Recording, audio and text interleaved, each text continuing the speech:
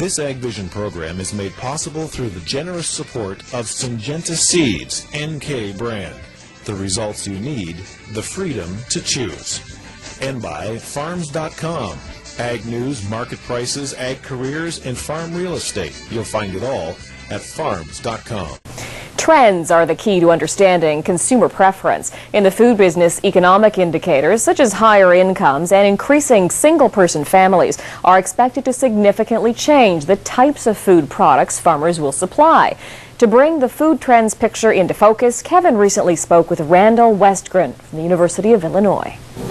In general terms, we have increased affluence and we have less time. So what do those two trends mean in terms of marketing food? What we're seeing is consumers now, because they have higher incomes, more of it disposable, they will trade up to more expensive products, more exotic products, imported products, higher end products. But on the other hand, they have less time in the household to prepare them. So how do you meet that? Well, you go out to eat.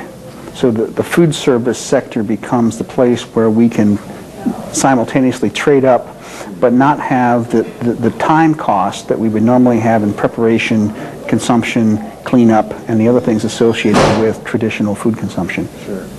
In the next few years, single-person families will comprise roughly 30% of the population. What impact will that have on the food industry? We're on our way to seeing that because of later marriages in life, marriages not being as stable as they were in the past, and the number of people who are living on as widows and widowers, that we may get to as much as a third of the population being in single-person households. Single-person households suffer from this lack of social relationships around which traditional meals are developed. There's no longer a sharing part of the meal where the family comes together and it's a bit of a ritual or an event. Instead, it's just feeding myself. And so these people will opt for more convenience, more food away from home, and because it's a one-person household, smaller portion sizes. And so they can't buy the turkey or the roast. They will downsize in what they consume, even though they may have the ability to pay for something of some additional size.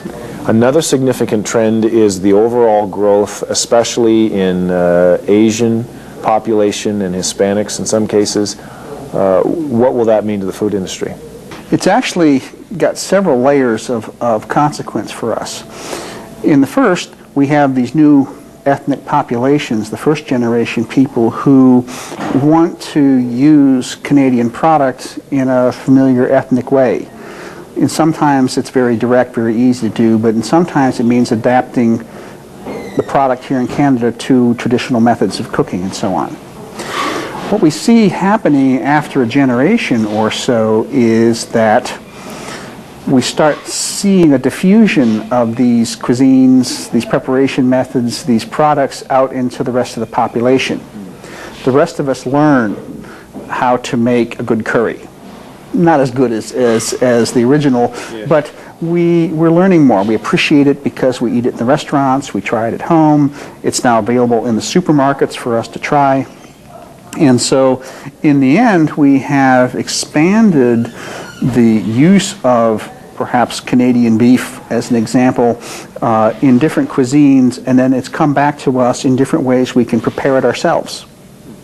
And it becomes a way to increase the food interest, if you will, in the product because it's now being presented in a way which is novel to our families. The final one I want to touch on is the boomers. Roughly a third of the population will soon be over the age of 50. What does that mean?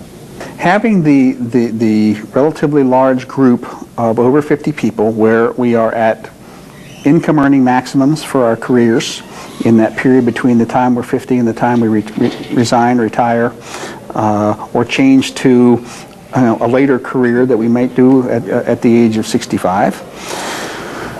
We have a lot of disposable income then, and they'll spend it on travel, on entertainment, going out to fine restaurants in the cities, making it part of the travel package. It becomes part of the way you celebrate life more. And it gives us an additional component, which is, as we then move into the retirement stage, we have relatively good incomes. Most of it's disposable. We have time to consume. And it kind of gets us to the way we might have always wished to have been during our working lives. We've got money, we've got time to enjoy it, and perhaps it means that we can return to more food preparation at home, more enjoyment, and trading up than to the best quality that we can afford. So what is the fastest growing product category in the grocery store right now?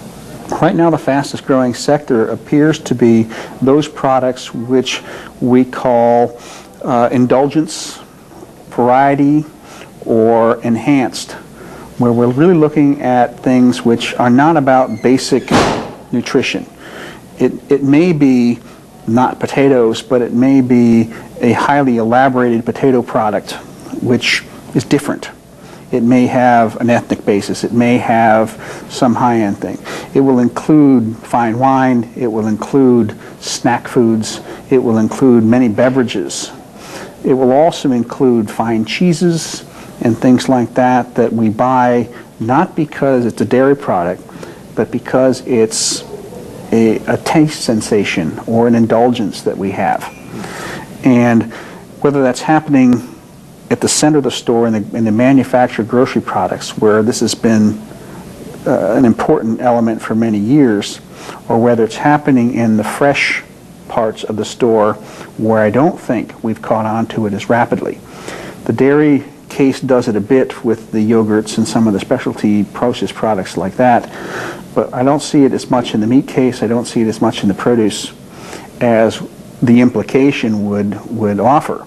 That if people are finding these things in the manufactured grocery products, it means they're looking for something different, novel, indulgent, and if we can't provide that or won't provide it in the meat case and the produce section, we've missed an opportunity to take that money back to the farm.